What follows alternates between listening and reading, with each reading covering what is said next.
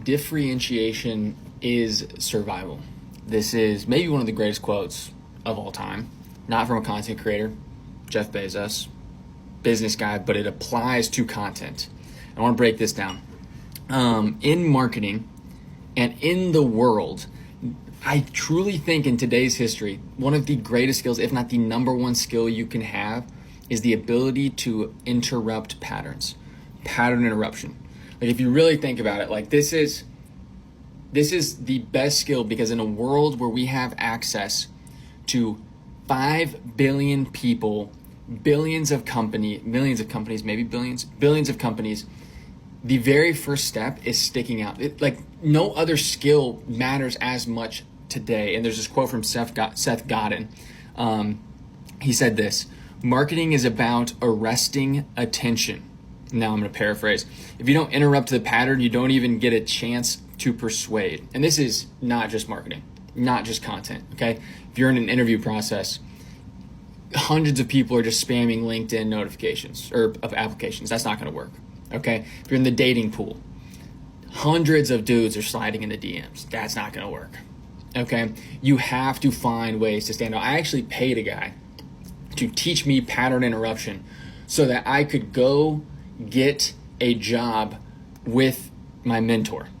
And the way he did that, he taught me some unique way to create a video and then make sure that it gets into his inbox, that he actually sees it. And then in it, we did unique discovery of my mentor's business. And it all stood out and it actually worked.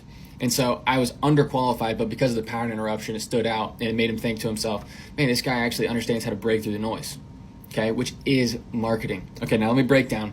How can you add differentiation into your content so that you can not just survive, but so that you can thrive? There's 5 ways. 5 ways. Number 1 is your brand pillars. Okay, this is counter positioning, by the way. We're talking about counter positioning. It's the same thing. What are your brand pillars? Your brand pillars are, what do people think when they think about you? Okay, you should have like 3, right? And I think the worst way to do this is to just say my brand pillars are fitness, lifestyle, and entrepreneurship. Okay? There's no differentiation in that at all. Okay? Instead, it could be fitness as a paraplegic, entrepreneurship as somebody from a third world country. I definitely did not mean to potentially use insensitive topics, but just bear with me, please. That was not on purpose. These are great counter positionings. If you find yourself able to use these, use them. Anyways, brand pillars. You get that idea. Like what I always say is like one of my brand pillars is it's content, but I'm anti-guru. Okay? I live in a house, like look at my ceiling. What even is going on up there? This is a cheap house. Okay, I don't spend a ton of money on it. I got cheap cars. I'm not trying to be the Miami, the Porsches, whatever it is. I'm trying to live a more humble lifestyle. Another example of great brand pillars is Andrew Huberman.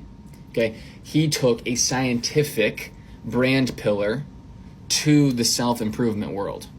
Okay, so that's number 1 is you can differentiate yourself through brand pillars. The best way to do this is by combining 2 things: fitness plus something more unique. Okay, lifestyle plus something more unique. And then you create this overlap that's really unique. Okay, number 2, the second way you can differentiate yourself is your format. What is a content format? A content format is the way your content comes across the screen. Like literally, visually, how does it come across the screen? Right now, you are watching a format that I would call 10-minute talking head, because it's my head, I'm talking, and this is going to be like a 10-minute video, which is crazy. Okay, that is a counter position, because on TikTok, nobody's ranting for 10 minutes. This is basically a YouTube video. Okay, another example is green screens. If nobody in your niche is doing green screen, you should do green screens. If nobody in your niche is doing vlogs, you should do vlogs. If no one in your niche is doing day 1 of building this, you should do that. If no one in your niche is using a whiteboard tactic, you should use that. If no one in your niche is using object lessons, this is a great one. Okay, there's this guy in the fitness niche named Jeff Magnus. Okay. And in the fitness niche, you have so many people just lifting weights, whatever. They're just talking in a gym.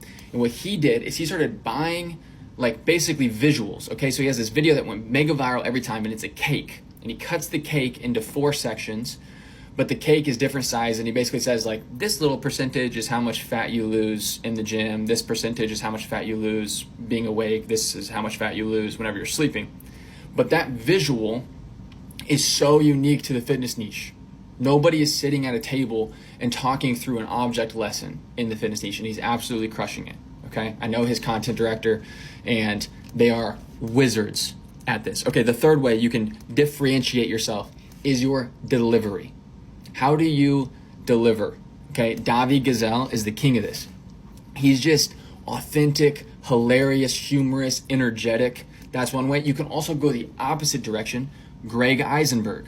Greg Eisenberg is a very monotonous kind of analytical, nerdy approch. Okay, for me, I try to do more stories, more quotes, a little bit more, I don't know, I just spitball. It just kind of happens, all right? Because there's so many people who are scripting.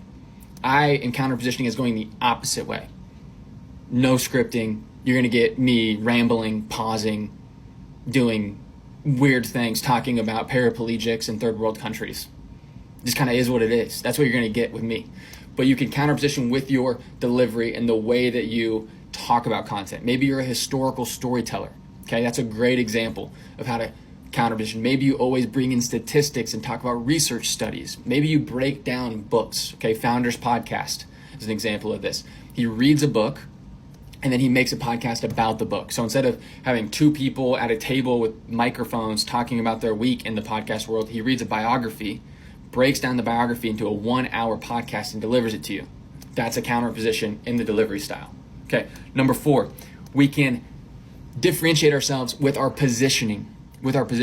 Okay, positioning is somewhat synonymous with niche, but what I mean by this is you can go upstream, downstream, cross stream. Okay, upstream. Let's say I am in the pool installation content niche. I can go upstream, and I can be now pool installations for luxury homes. I can go downstream, cheap, affordable pool installations. I can also go cross stream, where we could pick a more, it's the same affordability, but it's a different category, right? So now it's pool installations in the Pacific Northwest, pool installations in hyper humid climates, stuff like that. So you can go up and down